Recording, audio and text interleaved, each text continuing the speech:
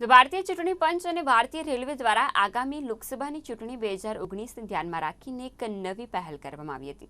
રાજકોટ વિભાગના દ્વારકા, ખંભાળિયા, જામનગર તેમજ રાજકોટ સ્ટેશન પર મતદાન જાગૃતિ ફેલાવવામાં આવી હતી।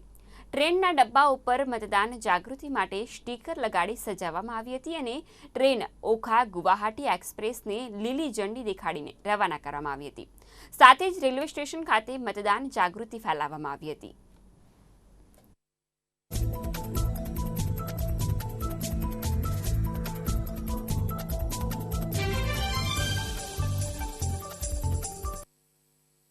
આપણે સૌ જાણીએ છીએ એમ લોકસભા સામાન્ય ચૂંટણી ચાલી રહી છે અને એ પૈકી ગુજરાતમાં પણ તારીખ 23મી એપ્રિલ 2019ના રોજ લોકો લોકસભા માટે મતદાન કરવા જઈ રહ્યા છે। ત્યારે સિસ્ટમેટિક વોટર્સ એજ્યુકેશન અને એનરોલમેન્ટ પ્રોગ્રામ તહેત આ ઓખાથી ગુવાહાટી જતી ટ્રેનને આજરોજ અહીંયા રાજકોટ રેલવે સ્ટેશન ખાતે એનું સ્વાગત કરવામાં આવ્યું છે। ટ્રેનમાં સ્ટીકર્સ લગાડવામાં આવેલા છે, મ્યુઝિક બેન્ડ રાખવામાં આવેલું છે, જેથી કરીને ટ્રેનના જેટલા યાત્રાળુઓ છે એમને પણ પ્રોત્સાહન મળે ને એમને મોટિવેટ કરવામાં આવે ને એમને જાણકારી આપવામાં આવે કે એમને પણ એમનો મત ઉપયોગ કરવો જોઈએ અને આ લોકશાહીના પર્વમાં સહભાગી થવું જોઈએ।